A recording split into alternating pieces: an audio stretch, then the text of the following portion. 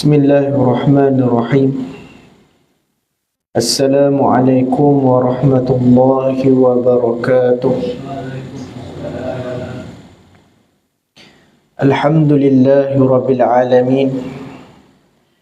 Wassalatu wassalamu ala asyrafil anbiya'i wal mursalin wa ala alihi wa sahbihi ajma'in, amma ba'd.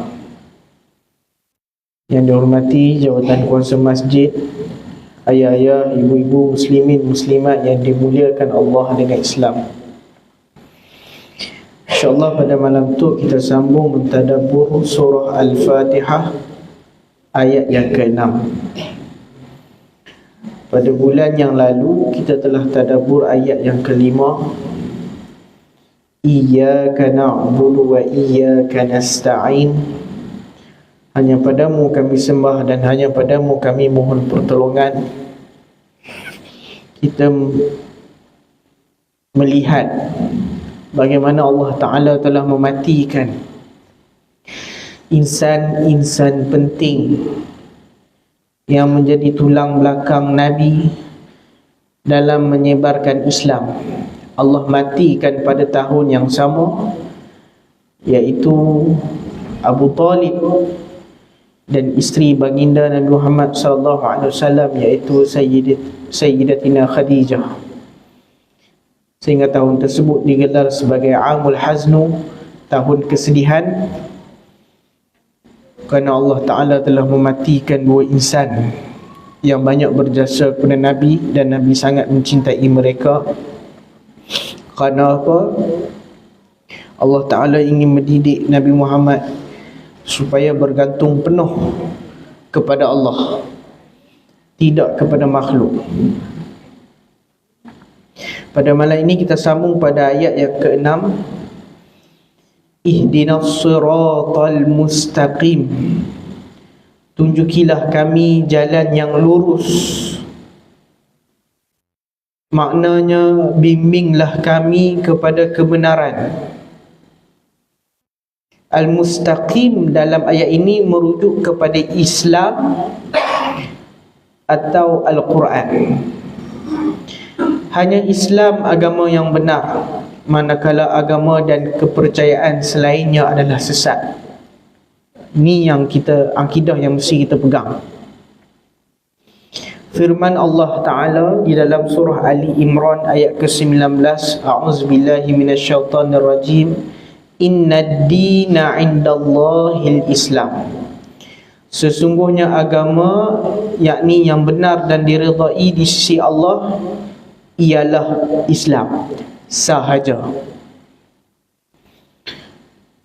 Ibnu Abbas berkata, Al-Quran telah menunjukkan kita kepada hukum halal dan haram serta menjelaskan apa yang terkandung di dalamnya. Mustaqim dalam ayat ini merujuk kepada Islam. Jadi bagaimana Islam itu menjadi agama yang lurus, iaitu dengan Al-Quran menunjukkan, mencerahkan, menerangkan kepada kita mana satu halal, mana satu haram, mana satu pahala, mana satu dosa, mana satu betul, mana satu salah. Inilah jalan yang lurus. Justru itu manusia dapat membezakan hak dan batil, halal dan haram, betul dan salah berdasarkan Al-Quran. Kita sebagai hamba Allah hanya perlu beramal dengannya sahaja. Kita hanya perlu amalkan Islam sahaja. Kita hanya perlu amalkan Al-Quran sahaja. Tidak perlu kita bincang, kumpulkan cendekiawan, duduk setebel, semeja, fikir nak susun sistem ekonomi bagaimana, sosial macam mana, politik macam mana. Tak perlu. Allah telah susun. Kita hanya perlu amal. Berbeza dengan Barat, apabila mereka berdepan dengan satu-satu konflik, kontroversi pada zaman gelap, bagaimana penganut Kristian berhadapan dengan masalah pendeta yang mengongkong masyarakat. Jadi golongan saintis tidak ngam, tidak sepakat dengan pendeta gereja Kristian, maka bergaduh. Saintis mengeluarkan teori itu dan ini, formula itu dan ini, tapi dibangkang oleh golongan gereja kerana tidak menguntungkan mereka, malah merugikan mereka.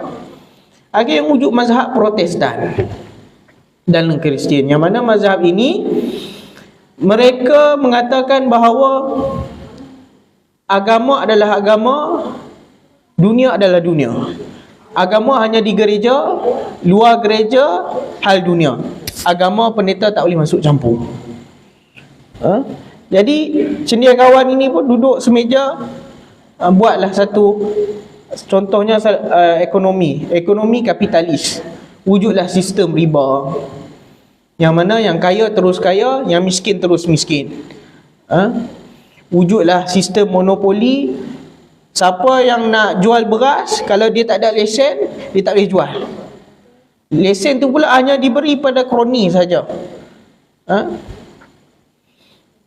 Akhirnya, sebab itulah apabila seseorang itu menjadi orang yang zalim, Al-Quran menyebut bahawa sebenarnya mereka menzalimi diri mereka sendiri. Dan hari ini United Kingdom jatuh muflis disebabkan sistem riba ini.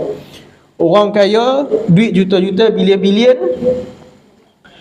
dia simpan dalam akaun dia. Bila dia simpanan harta yang terlampau banyak, ekonomi tak bergerak. Orang nak beli tak ada duit. Jadi barang dia kaya, tapi barang dia tak terjual, akhirnya jatuh muflis. Buat sistem riba. Pinjam 10, bayar 1,000. Pinjam 1,000, bayar 1,000,000. Akhirnya kuasa membeli turun, jatuh.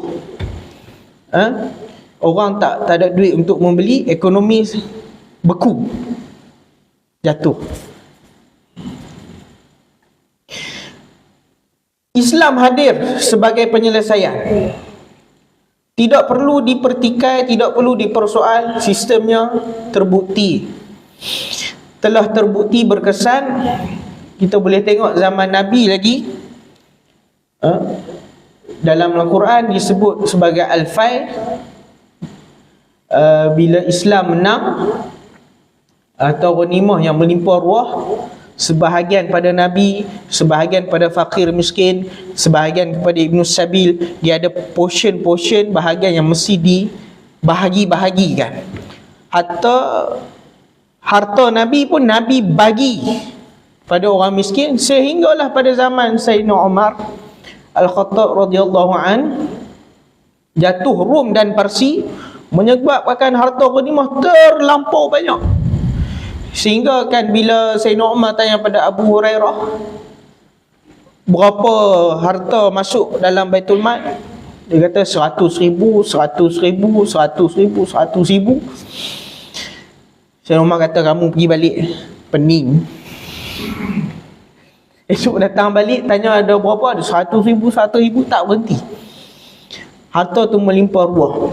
Sehinggalah zaman Umar Abdul Aziz, tidak ada fakir miskin dalam pemerintahan Islam. Itu keberkesanan sistem dalam Islam. Dan guru kami alhamdulillah baru selesai PhD-nya mengkaji tentang ekonomi Malaysia.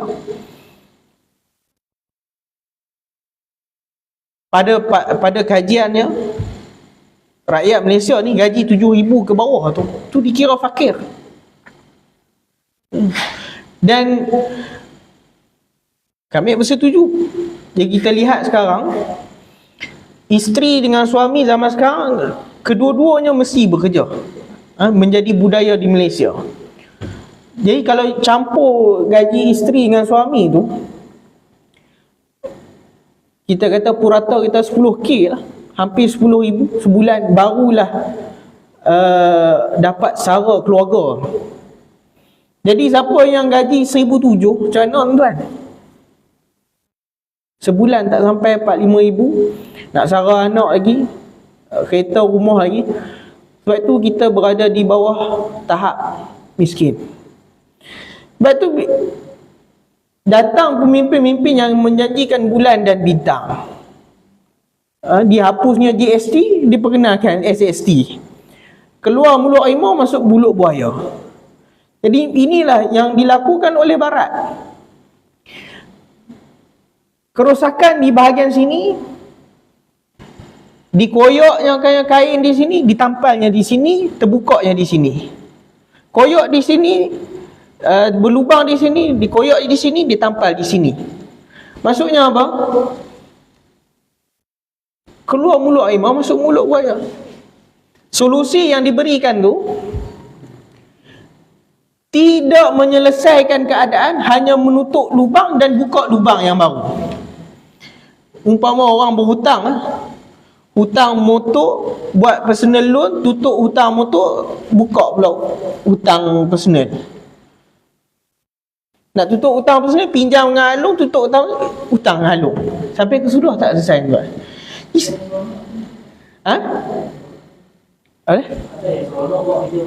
Ada yang seronok. Ni masalah. Kalau suka berhutang ni bahaya.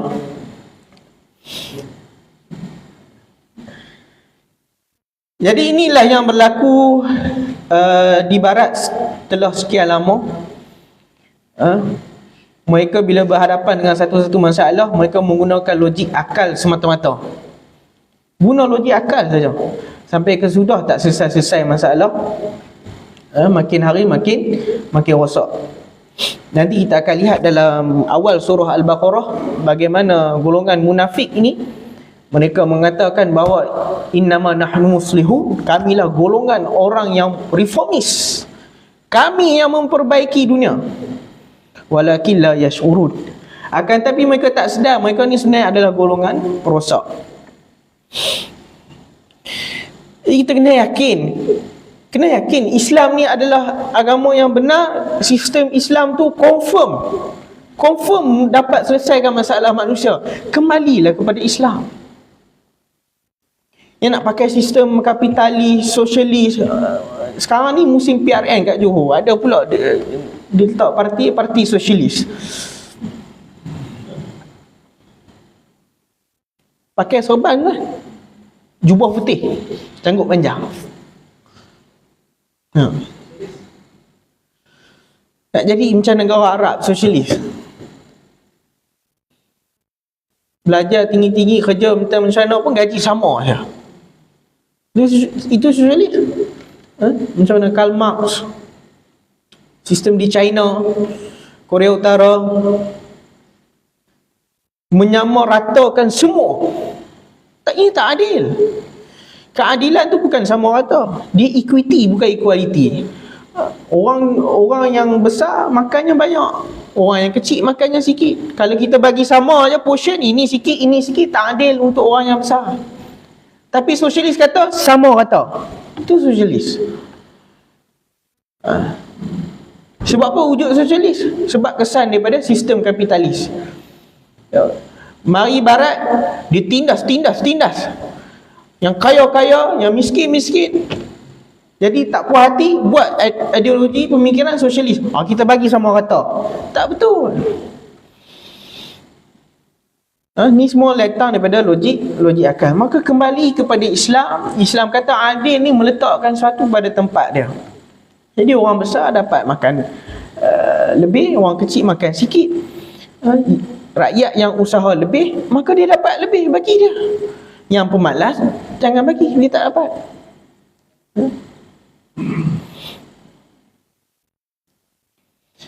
Daripada Abu Hurairah radhiyallahu anhu bahawa Rasulullah sallallahu alaihi wasallam bersabda, kullu ummati yadkhulunal jannah.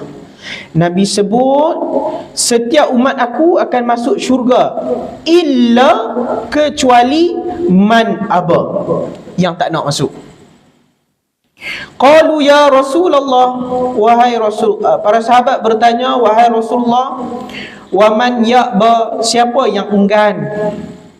Qala, Rasulullah menjawab, man ata'ani dakhalal jannah, Barang siapa yang taat aku, dia masuk syurga. Wa man asani faqad aba. Dan siapa yang mendurhakaiku, dialah orang yang enggan.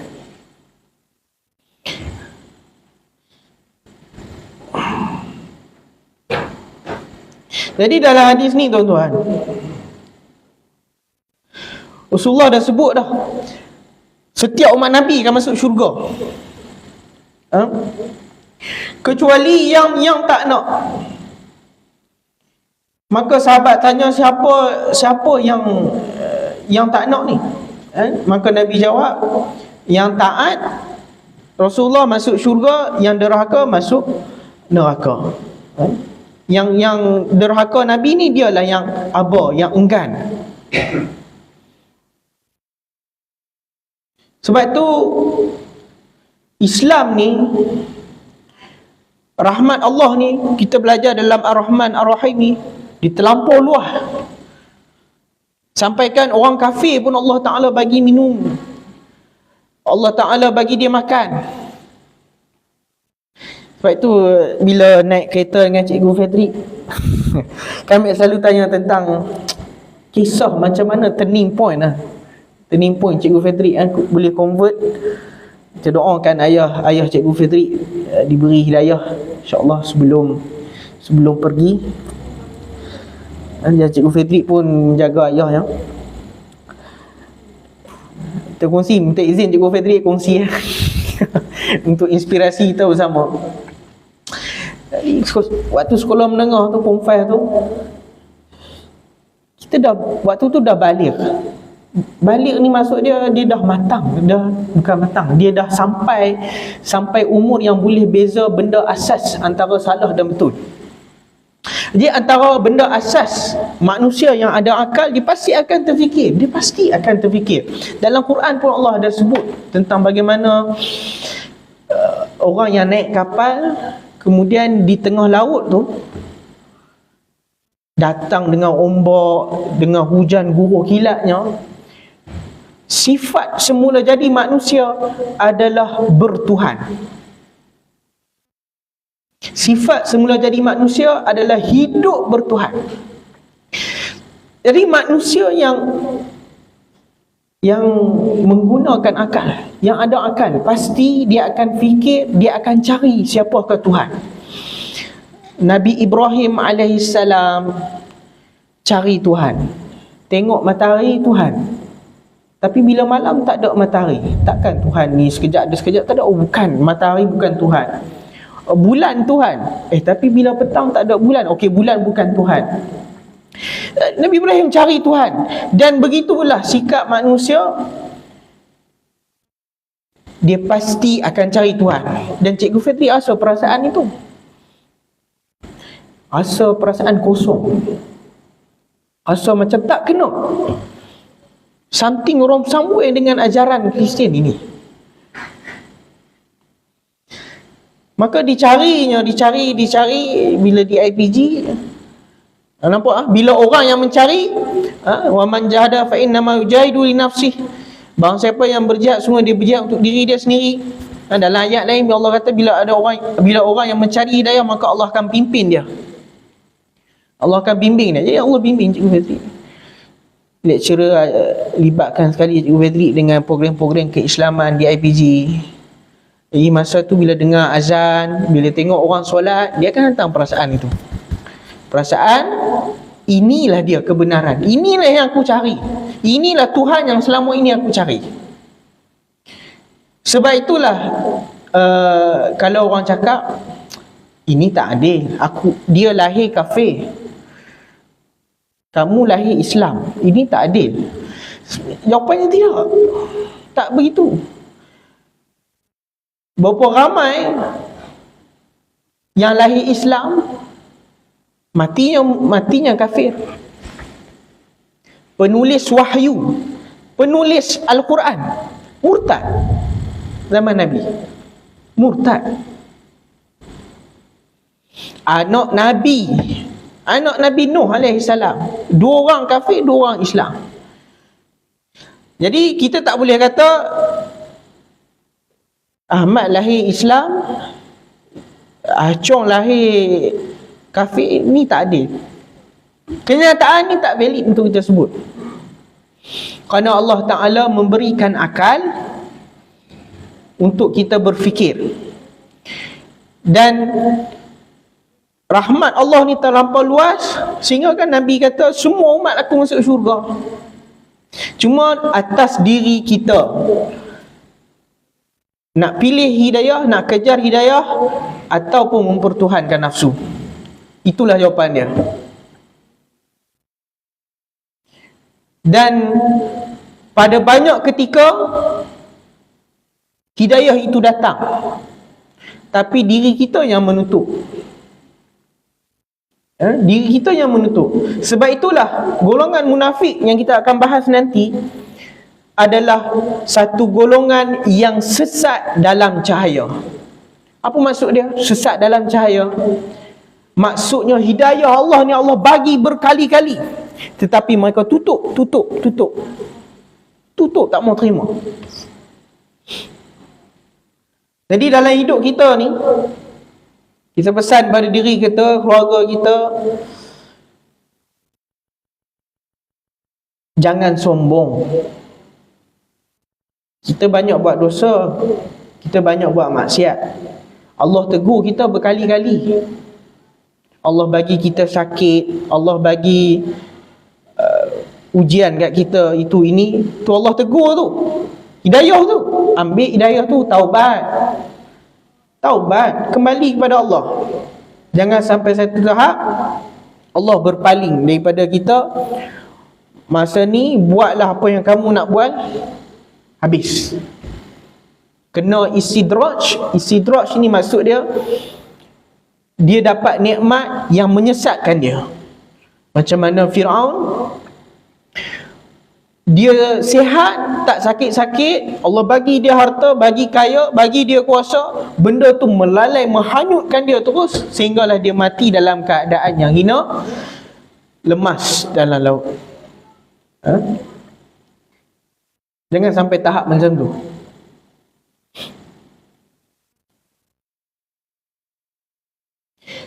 Jadi nak faham ihdinas siratal mustaqim ni, jalan yang lurus ni, Nabi ambil satu batang kayu, Nabi lukis kat sahabat. Nak faham jalan yang lurus ni macam mana, Nabi tarik satu garisan atas pasir. Ni kaedah juga nak bagi anak kita faham, murid kita faham, lukis. Nabi lukis satu garisan, Nabi kata ini siratal mustaqim, ini jalan yang lurus. Kemudian Nabi tarik cabang di sekitarnya. 1, 2, 3, 4. Nabi tarik cabang. Nabi kata ini jalan yang sesat. Jadi sepanjang jalan yang lurus ini, kita akan berdepan dengan cabaran ajaran-ajaran yang sesat. Dalam hadis yang lain Nabi sebut 73 golongan masuk neraka, kecuali satu saja yang masuk syurga, iaitu golongan Ahlus Sunnah wal Jamaah. Siapa pula Ahlus Sunnah wal Jamaah ni? Mudah faham, iaitu kumpulan yang ikut Al-Quran dan Sunnah, ikut Nabi. Sebab itulah dalam Al-Quran, zulumat, kegelapan, Allah sebut dalam ungkapan plural, jamak. Tapi an-nur, cahaya, kebenaran, Allah sebut dalam singular, mufrad. Sebab apa? Kata Al-Imam Ibn Qayyim, sebab kebenaran sifatnya mesti tunggal, esa. Manakala kegelapan, kesesatan sifatnya banyak. Sebab itulah kita melihat ajaran sesat sangat banyak. Berapa ramai yang mengaku Al-Mahdi. Baru ni dalam podcast ada dengar seorang abang tu, isteri dia tu terpengaruh dengan ajaran Al-Mahdi yang sesat ini, ikut Tok Guru. Tinggal suami. Tok Guru tu pijak Al-Quran. Dia letak Al-Quran, dia pijak Al-Quran depan si suami tu. Yang anak bini dia ni dah jadi pengikut dah. Ya. Dan sampai sekarang ni pun dalam khutbah di di Penang, di Selangor selalu sebut tentang ajaran Qadiani, dan ajaran tu masih ada. Masih lagi ada.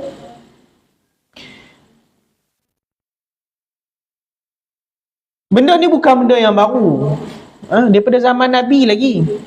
Memperagungkan seseorang tu sampai mengangkat dia adalah Tuhan. Sebab syaitan, musuh Islam, nak sesatkan orang Islam ni, kalau dengan cara yang kasar, tak boleh.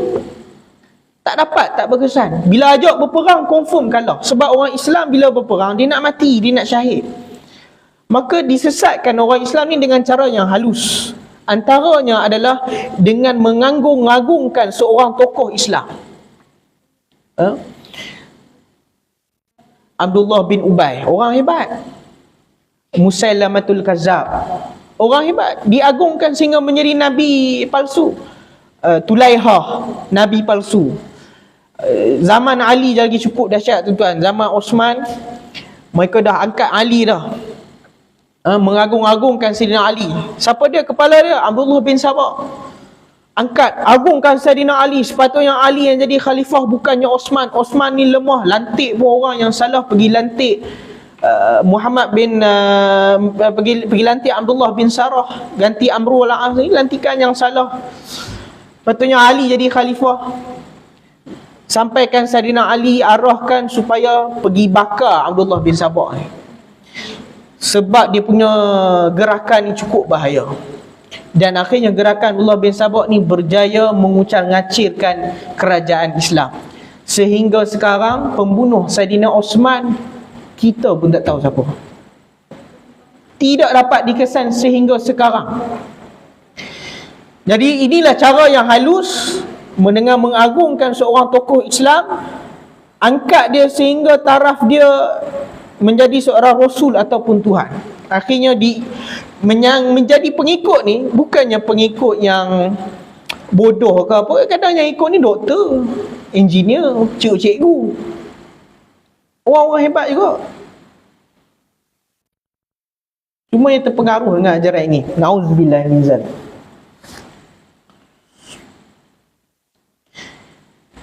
Jadi kita faham, sebab itulah kita kena ulang 17 kali setiap hari. Ihdinas siratal mustaqim, tunjukilah kami jalan yang lurus. Kenapa kena ulang banyak kali sedangkan kita ni sedang berada di jalan yang lurus? Tapi Allah suruh kita ulang banyak kali. Sebab apa? Sebab jalan yang lurus ni penuh dengan cabaran. Dia penuh dengan distraction, penuh dengan godaan-godaan ajaran sesat yang lain. Ya, sila.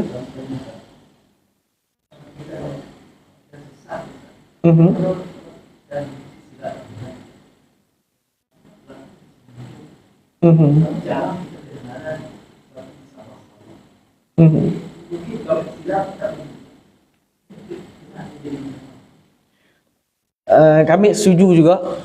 Ajaran sesat banyak muncul di Semenanjung, jarang di Borneo, Sabah dan Sarawak. Sebab apa? Sebab cabaran yang Allah bagi ni, dia ikut level. Iblis, syaitan, kalau dia nak sesat bukan ulama, iblis syaitan tu makam dia lain. Level dia level tinggi lagi. Kalau macam kami ni iman nipis ni, Allah hantar iblis syaitan yang lemah-lemah pun dah cukup dah. Jadi di Semenanjung kita makruf, kita ketahui bahawa suasana penyebarannya Islam dia tu lebih dahsyat. Di Semenanjung biasanya tiap-tiap malam akan ada kuliah maghrib. Kemudian Sabtu Ahad dia ada kuliah duha dia, kuliah subuh dia. Jadi maka cabaran ajaran sesatnya pun selevel.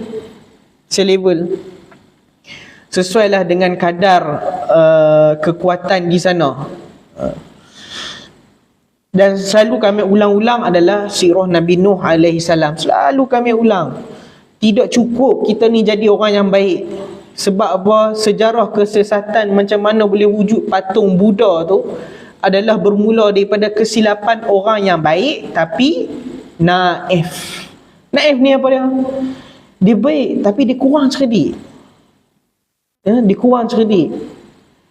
Tengok surah Nuh, 5 orang soleh mati. Kemudian mereka ni pergi semayang tanpa gambar. Kalau orang yang cerdik, dia tak buat macam tu. Nak ingat orang soleh, bukan macam tu. Sepatutnya kita kirimkan doa. Bila daripada gambar itu, lama-lama syaitan hasut, mereka buat patung. Asalnya buat patung, buat tugu tu untuk menghargai. Tapi akhirnya terpeleset menjadi patung sembahan. Jadi orang yang terlibat dengan ajaran sesat ini, mereka adalah orang yang baik. Orang yang mencari kebenaran, tuan-tuan. Orang yang selalu kami tengok adalah dulu zaman atuk-atuk kita, mereka ni dididik oleh pendidikan British. Kami biasa sembang dengan salah seorang ni, pakcik ni dia tua dah, janggut dia putih dah. Masa tu kami dalam satu program pondok lah di Kedah. Dia ni zaman dia orang dididik oleh sekolah British. Mereka pandai cakap bahasa Inggeris, tapi mereka sangat-sangat lopong pendidikan agama. Jadi golongan ni lah, golongan kaya sebenarnya dia orang ni kaya, golongan korporat. Jadi mereka ni bila sampai umur 50-60, mereka merasa kosong dalam kehidupan disebabkan sebelum ni mereka tidak dididik dengan ajaran agama. Jadi mereka mencari ajaran Islam. Jadi golongan ni lah yang selalu ditarget oleh ajaran sesat. Duit banyak, pencen, korporat lagi. Naif pula tu tak ada didikan agama. Jadi golongan ni lah yang mudah ditunggang, yang mudah disesatkan. Jadi sebab itulah Allah ajar kita, peringkat paling awal kalau kita nak didik anak, nak didik diri kita, tauhid. Esakan Allah. 13 tahun awal di Mekah, semua ayat Al-Quran yang turun adalah berkisar tauhid. Esakan Allah. Tak ada satu ayat pun tentang Allah suruh semayang, suruh puasa. Belum. Lepas hijrah ke Madinah, barulah turun ayat tentang puasa, zakat, solat.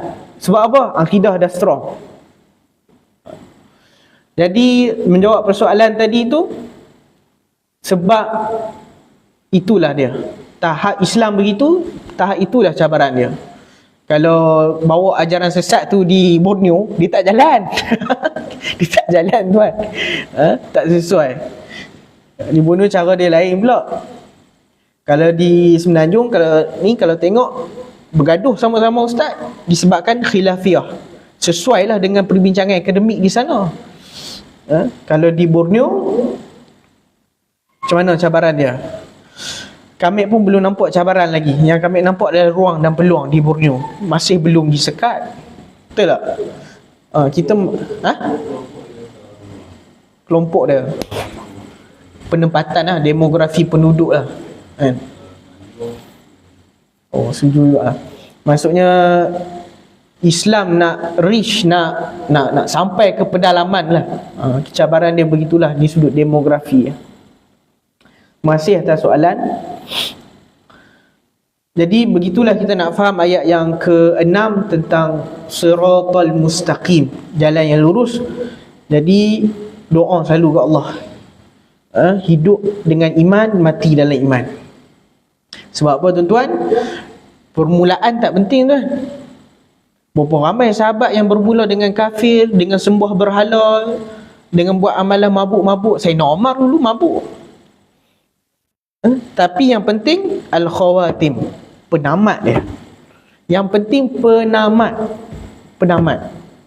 Abu Hurairah lambat masuk Islam. Tapi bila dia masuk Islam, dia struggle, dialah antara sahabat yang paling banyak meriwayatkan hadis. Jadi awal masuk Islam, lambat masuk Islam tak penting. Yang penting adalah pengakhiran. Ni 20 tahun, 60 tahun, 70 tahun Islam, mati kafir. Sia-sia. Jadi kita tanya pula bila mati, tak tahu. Jadi jawapannya adalah kena sentiasa bersedia. Kena sentiasa bersedia. Nak masuk ayat ke-7 tapi tak sesuai ni. Tak apa, kita masuk ayat ke-7 lain hari. Sebab yang ni kita akan bicara tentang macam mana boleh wujud Yahudi. Asal daripada keluarga Nabi Yaqub, 12 anak jadi 12 kelompok yang Bani Israel. Ini kita bicara lain. Jadi kita buka pada sesi soal jawab dulu. Silakan tuan, jika ada soalan ataupun yang nak betulkan pernyataan kami tadi.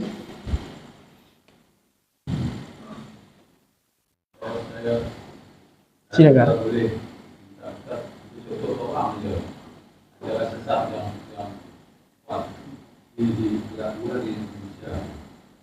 Ajaran yang kuat berlaku di Malaysia.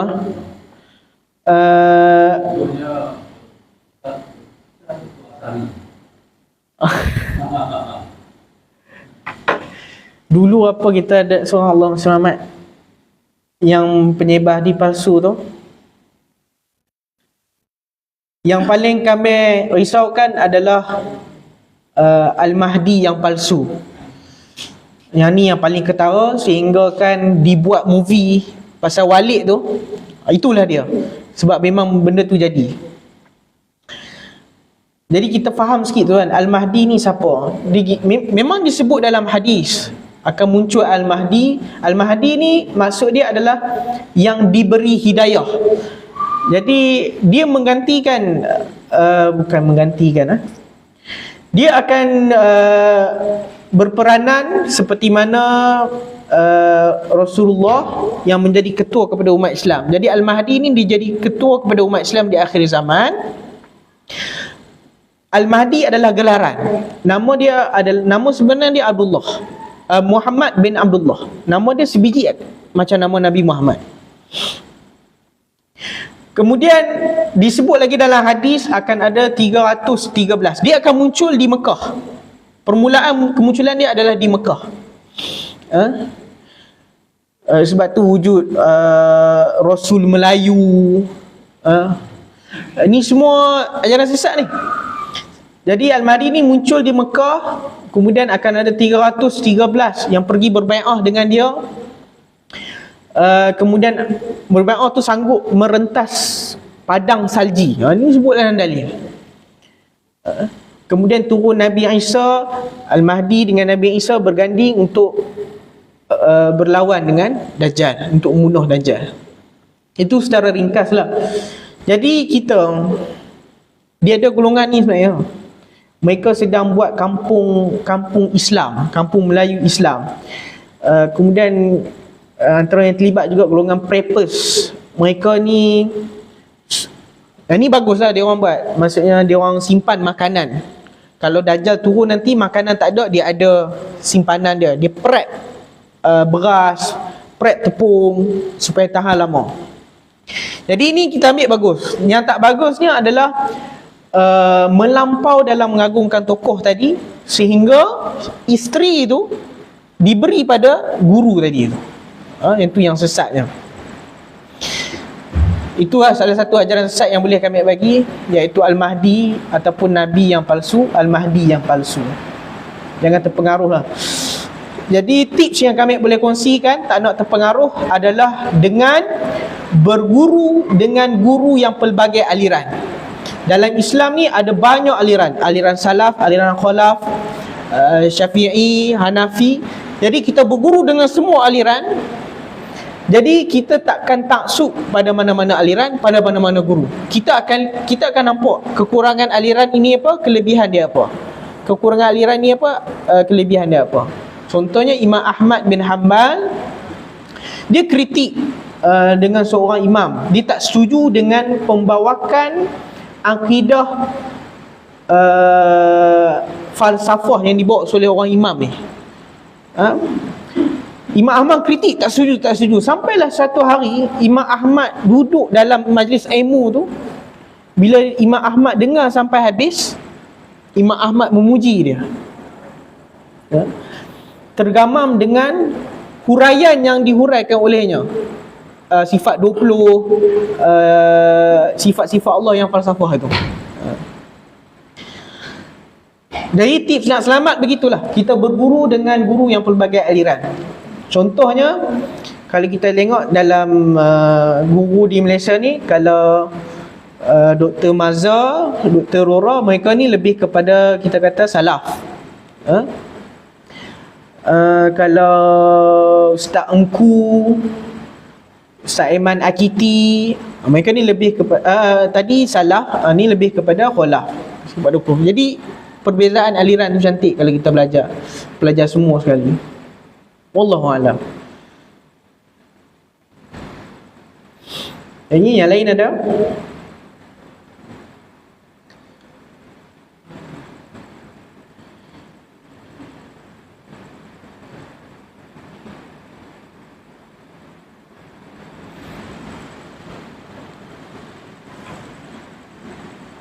Hujan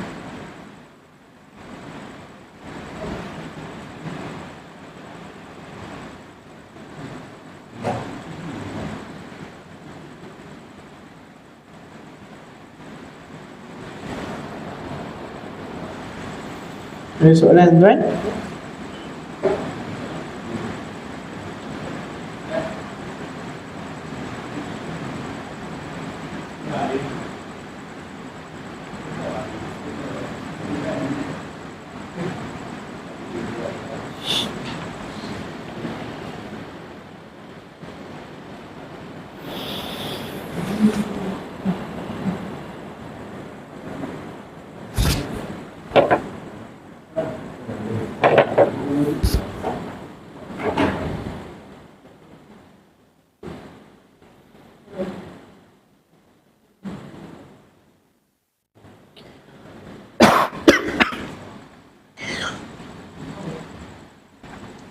Di kesimpulannya pada malam tu tuan, ihdinas siratal mustaqim, tunjukilah kami jalan yang lurus. Al-mustaqim merujuk kepada Islam atau Al-Quran. Islam satu-satunya agama yang benar, selainnya adalah sesat. InsyaAllah kita akan lihat bagaimana kesesatan Yahudi dan Kristian lebih terperinci pada ayat seterusnya, Al-Maghdub dengan Ad-Dallin. Jadi kita sebagai orang Islam kena yakin sungguh-sungguh, bukan Islam ni bukan sekadar di surau masjid, tapi Islam pada keseluruhan kehidupan kita dalam segenap aspek, tak kiralah ekonomi, politik, sosial. Jadi kalau kita tengok bila datang musim pilihan raya Johor ni, ada beberapa orang yang cuba menunggang Islam dengan cara fakta yang sangat salah. Antaranya dia kata bumi ni Allah Ta'ala buat untuk semua, tak kira lah Cina ke Melayu ke India ke. Jadi kita kena bagilah. Kalau orang Rohingya nak hidup kat Malaysia ke, Cina nak mentadbir Malaysia ke, it's okay, bumi untuk semua. Nampak tak? Dia berdalilkan Al-Quran tu. Ada ayat Quran yang dia baca, Al-ardi fil manam, apalah. Jadi kita tak nak sesat ni. Cara kita berinteraksi dengan Al-Quran dan hadis, kita tidak boleh melihat pada satu dalil sahaja, tak cukup. Kita nak keluarkan satu pandangan, kita kena lihat daripada segenap dalil yang berkaitan. Antaranya Nabi sebut al-a'immatu min Quraisy, kepimpinan ni mesti daripada kalangan Quraisy. Al-Imam Ibn Khaldun sebut hadis ni bermaksud kalau kita nak lantik ketua, kita mesti lantik ketua daripada kalangan kaum yang dominan. Sebab itulah yang menjadi khalifah yang pertama adalah Sayyidina Abu Bakar, kerana dia daripada kaum yang dominan, Quraisy. Jadi kalau di konteks di Malaysia, demografi 60% Melayu, maka yang menjadi Perdana Menteri mestilah orang Melayu, barulah politiknya stabil. Yang keduanya, ada YB sebut bila Nabi nak hijrah, Nabi minta tolong orang Yahudi. Nabi minta tolong Abdullah bin Uraikid. Abdullah bin Uraikid ni bukan Yahudi, dia adalah musyrikin Mekah. Kemudian dia kata Amir bin Fuhairah, Nabi minta Amir bin Fuhairah ni Yahudi. Amir bin Fuhairah ni orang Islam, hamba yang dibebaskan oleh Abu Bakar. Habis kenyang fakta-fakta sirah ditunggang dengan fakta yang salah untuk membenarkan tindakan dusta mereka untuk bagi kuasa pada si kafir. Jadi kita sebagai orang Melayu Islam kena ada kuasa, kena dapatkan kuasa supaya kita dapat melaksanakan Islam daripada sekecil-kecil perkara sehinggalah ke sebesar-besar perkara. Jadi hati-hati dengan penunggang agama. Dan viral juga baru ni, seorang influencer perempuan buat buku guna ChatGPT, guna AI, ayat Al-Quran yang tak ada dalam Al-Quran. Dia guna AI untuk buat buku. Dia kata ada ghostwriter. Dalam buku dia tu, dia kata ni ayat Al-Quran, tapi ayat tu tak ada dalam Al-Quran. Ini tindakan yang cukup mengundang murka Allah. Nabi kata, man kadzaba alayya muta'ammidan falyatabawwa maq'adahu minan nar. Barang siapa yang dia reka hadis palsu, maka disediakan tempatnya di neraka Allah. Jadi ni beberapa isu yang kita kena ambil perhatian juga demi menjaga kesucian Islam. Kita doakan tuan-tuan, mudah-mudahan Allah memberi pengakhiran husnul khatimah pada kita. Kita berada di jalan yang mustaqim, jalan yang lurus sehinggalah kematian kita. Allahumma amin, insya-Allah. Wallahu taala alam. Assalamualaikum warahmatullahi wabarakatuh.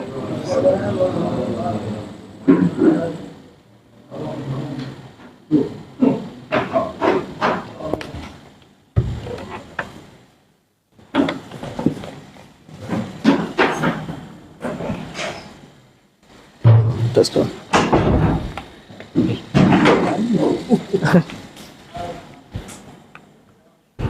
Nasihat. Baik, sama.